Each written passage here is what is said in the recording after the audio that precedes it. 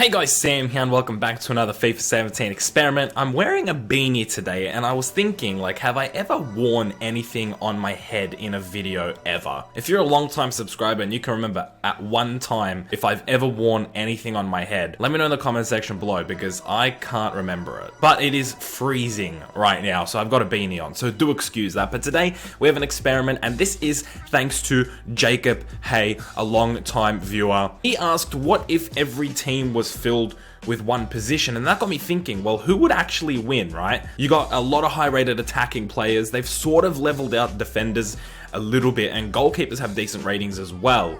Would a team of goalkeepers really do well? Even though they're high rated, their attacking stats are super low, so you would assume that they wouldn't. So which position is the most well-rounded? So what I've done is I've put the best players in each position in a team from League 2 so that those players would actually play. And I've gone ahead and put 10 teams into a league, and we're gonna see which position is the best position, according to FIFA, of course. The positions are divided up in goalkeeper, centre back, left backs, right backs, defensive midfielders, box to box, so central midfielders, attacking midfielders, right mid and right wing are in the same category, and left mid and left wing are in the same category, and then strikers slash center forwards. 10 categories, 10 positions, and I have no idea what to expect from this. So thank you so much, Jacob, for the suggestion. If you guys have any other suggestions for experiments, make sure you do leave them in the comment section below. If you do enjoy today's video, go ahead and leave a like on it. But otherwise, if you're new, you can subscribe. So without further ado, let's go through the teams and let's see which teams are representing which positions. Okay, so I pretty much picked the teams at random. Honestly, I don't know why I picked the teams that I picked, but I wanted League 2 teams like I said before. So these are all completely random.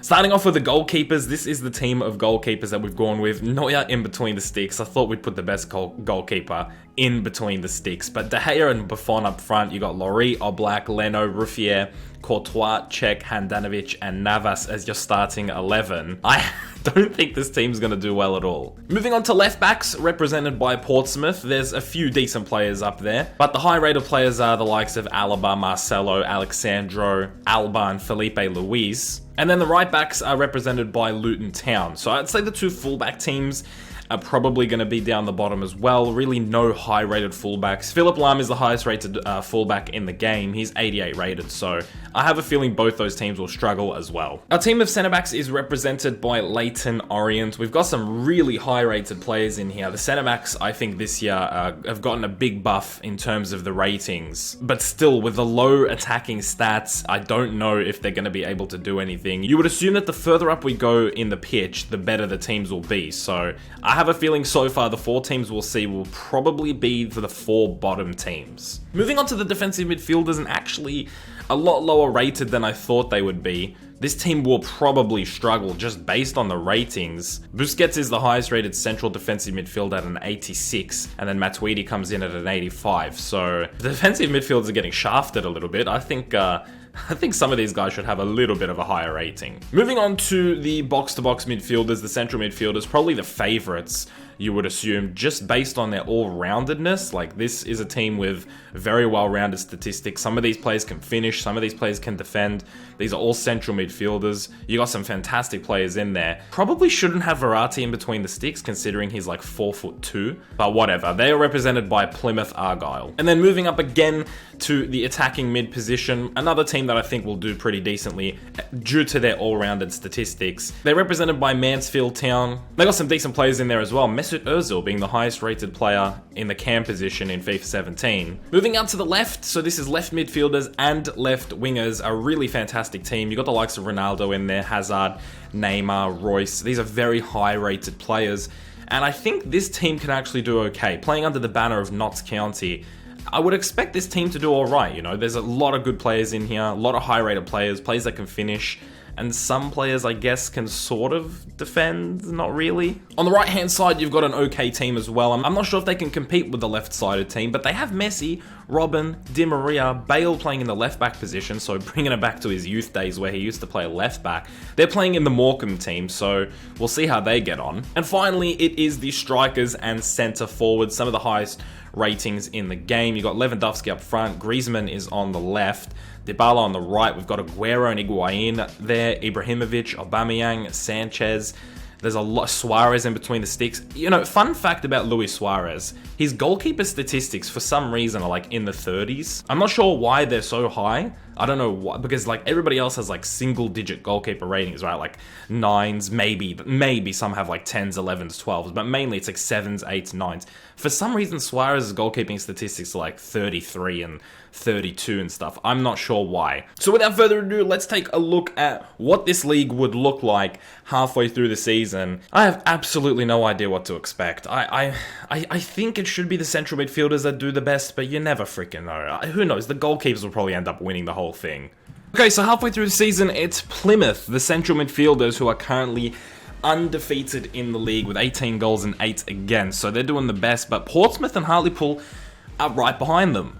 Portsmouth are the left-back team, if you can believe that. Hartlepool are obviously the striker team. Right at the bottom is Grimsby Town, obviously representing the goalkeepers. They've scored 4 goals, which is surprising. They've scored 4 in 9, and they're a team of goalkeepers. Teams I thought that would be doing better than they are the left mid and right mid team. Of course, the right mid represented by Morecambe there.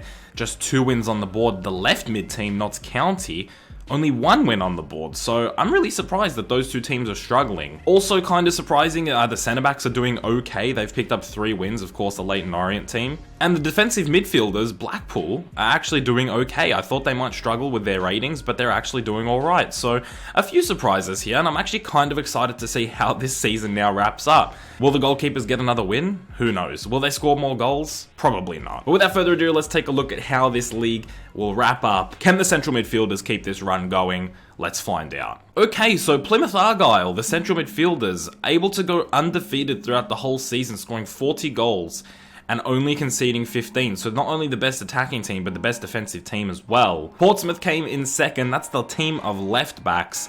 Again, something that I'm pretty shocked about. They picked up 10 wins, 6 draws and 2 losses, scoring 34 and conceding just 15. So I was pretty shocked that the left backs did that well. I'm not shocked that the central midfielders did that well. Mansfield Town, representing the attacking midfielders, they've done alright. They've picked up 31 points and they come in third. Hartlepool, which are the strikers, came in fourth. Morecambe, the right midfielders, came in fifth. Blackpool, who are the central defensive midfielders, came in sixth. Leyton Orient, the team of centre-backs, came in seventh. Notts County, who are the team of left midfielders, came in eighth. And Luton Town, the team of right-backs, came in ninth, leaving Grimsby Town, the goalkeepers, dead last. Taking a look at the top goal scorers list, Paul Pogba topped it at 14 goals, absolutely smashing the second place people that were tied. That's Vela, Hamšík, Marcelo, Sanchez, and Florenzi. That is it. That is the end of this experiment.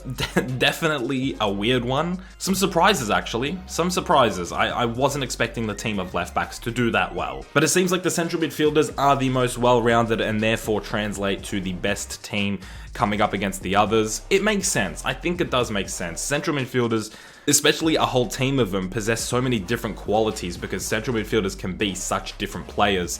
There's more attacking-minded central midfielders, more defensive-minded central midfielders, some with pace, some with good defending, some with height, some with strength, and overall they were probably the best well-balanced team, so I don't think there's too many complaints there. And the poor goalkeepers, they scored 6 goals in, I mean, that's not bad. They scored a goal every 3 games. That's pretty good for a team of goalkeepers, no? Anyway, that is it for today's experiment. Thank you, Jacob, very much for the suggestion. A great suggestion for an experiment. If you guys do have more suggestions, do leave them in the comments section below. But other than that, if you did enjoy today's video, do leave a like on the video and subscribe if you're new around here. But without further ado, guys, I'm not going to take up any more of your time. I'm going to get up out of here. Thank you so much for watching. I hope you did enjoy today's video. I hope you have a good day. I will see you guys in the next one very soon.